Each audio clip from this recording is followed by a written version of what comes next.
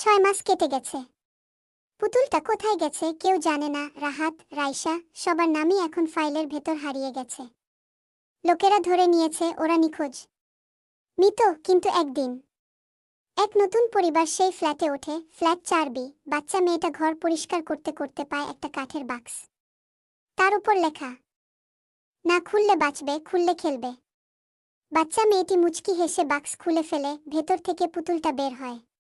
এইবার পুতুলটার চোখ লাল না, কালো, আর মুখে স্পষ্ট হাসি। পরের ক্লিপে দেখা যায় রাত 3টা 16 মিনিট।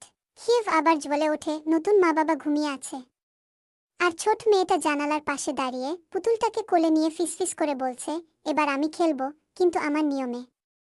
শেষ ফ্রেম, ঘরের দেয়ালে রক্তে লেখা, পুরনো আত্মা এখন নতুন খেলোয়াড়ে। খেলা আবার শুরু। নতুন বাসায় বাচ্চার মুখে হাসি।